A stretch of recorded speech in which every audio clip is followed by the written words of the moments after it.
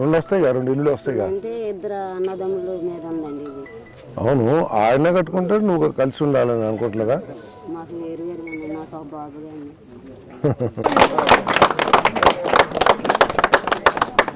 మంచి బాగా వస్తున్నాయమ్మా. ఓకే.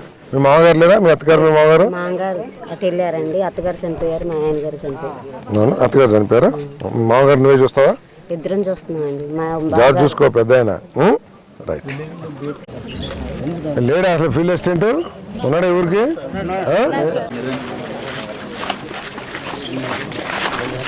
వెళ్ళిపో.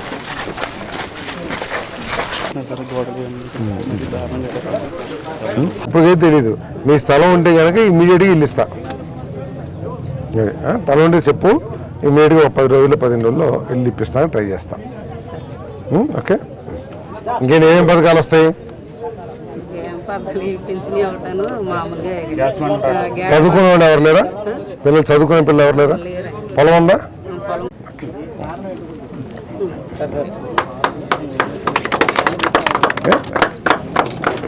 ఇంకేమైనా సమస్యలు?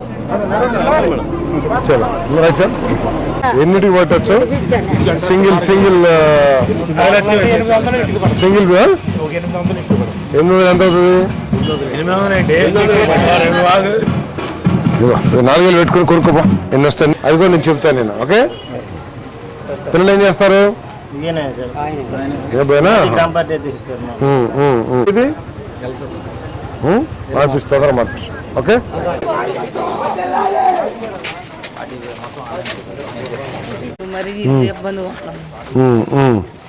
పీకేసావా ఇల్లు? పడేసావా? అదే పడేసి ఇది కట్టుకున్నావా అంటున్నా.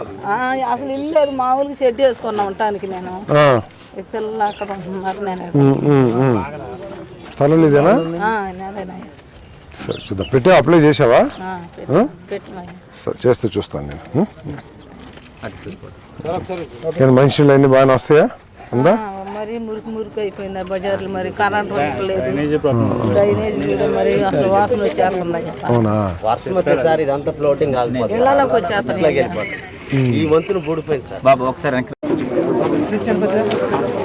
పేదల సేవలో ఏదైతే పెన్షన్ ఇచ్చే కార్యక్రమం ఉందో, ఈ కార్యక్రమాన్ని కూటమి ప్రభుత్వం చంద్రబాబు నాయుడు గారి నాయకత్వంలో అత్యంత ప్రాధాన్యత కలిగిన కార్యక్రమంగా, ఒక పవిత్రమైన కార్యక్రమంగా వృద్ధుల్ని, వితంతుల్ని, అంగవైకల్యం వాళ్ళని ఆదుకునే ఎంతో కొంత సహాయకారిగా ఉండే పథకంగా భావించి ముఖ్యమంత్రి గారి దగ్గర నుండి కూటమి పార్టీల ప్రజాప్రతినిధులు, నాయకులు, కార్యకర్తలు అందరూ కూడా ఈ కార్యక్రమాన్ని ఒక చిత్తశుద్ధితో, కమిట్మెంట్తో నిర్వహిస్తున్నామని చెప్పేసి మనం చేస్తా ఉన్నాను. దేశంలో ఆంధ్రప్రదేశ్ కంటే ఆర్థికంగా బలమైన రాష్ట్రాలు ఎక్కువగా ఉన్నాయి. దాదాపు ప్రతి రాష్ట్రం కూడా, ఎందుకంటే ఆంధ్రప్రదేశ్ కొత్తగా ఏర్పడిన రాష్ట్రం కాబట్టి, ఏర్పడిన 10 సంవత్సరాల్లో 5 సంవత్సరాలు విధ్వంసానికి గురైంది కాబట్టి ఆర్థికంగా బలహీనంగా ఉన్న రాష్ట్రాల్లో మొట్టమొదటి స్థానంలో ఉంటుంది. ఆర్థికంగా బలహీనంగా ఉన్నప్పటికీ కూడా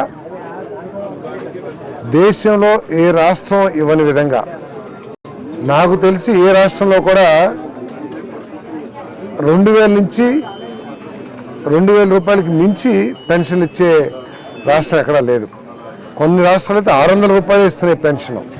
కానీ ఈ రాష్ట్రంలో 6,000, 4,000, 6,000, 10,000, 15,000 4 కేటగిరీస్లో మరి పెన్షన్ ఇచ్చే కార్యక్రమం చేస్తున్నాం. దాదాపు 60-61 లక్షల మందికి ఇస్తున్నామని చెప్పేసి మనం చేస్తా ఉన్నాను. మరి త్వరలో ఎవరికైతే అర్హత ఉందో వారికి కూడా పెన్షన్ ఇవ్వాలని చెప్పేసి ప్రభుత్వం ఆలోచన చేస్తుంది. కాకపోతే గత ప్రభుత్వం ఈ రాష్ట్రానికి చేసిన ఆర్థిక నష్టాల మూలంగా ప్రభుత్వానికి ఇవ్వాలని ఆలోచన ఉన్నా కూడా అది కొంత ఆలస్యం అవుతుంది. ఏదేమైనా కూడా ముఖ్యమంత్రి గారు ఈ అర్హత ఉన్న వాళ్ళకి ఇవ్వాలనే ఆలోచనతో ఉన్నారని చెప్పేసి కూడా నేను మనవి చేస్తాను. అదేవిధంగా మరి గృహ నిర్మాణం, కొత్త ఇల్లు కావాలని చెప్పేసి ఈ గ్రామంలో చాలామంది చెప్పారు. ఒక వారం 10 రోజుల్లో కేంద్ర ప్రభుత్వం నుంచి ఒక 80,000 ఇల్లు సుమారు శాంక్షన్ రాబోతుంది మొట్టమొదటి దశలో. అవన్నీ కూడా గ్రామీణ వాతావరణం ఉన్న గ్రామీణ ప్రాంతాలున్న ఎక్కువగా గ్రామీణ ప్రాంతాలున్న కాన్స్టిట్యున్సీలకి ఎక్కువగా ఇవ్వాలని చెప్పేసి, పంపిణీ చేయాలని చెప్పేసి, డిస్ట్రిబ్యూట్ చేయాలని చెప్పేసి నిర్ణయం తీసుకున్నాం. కాబట్టి ఒక 10-15 రోజుల్లో కొత్త శాంక్షన్స్ కొంతమందికి, మళ్ళీ నెక్స్ట్ విడత వచ్చినప్పుడు ఇంకా ఎక్కువ మందికి అవన్నీ కూడా ప్రభుత్వం ఒక విధి విధానం ప్రిపేర్ చేసి అవన్నీ కూడా రిలీజ్ చేస్తామని చెప్పేసి మనం చేస్తాం.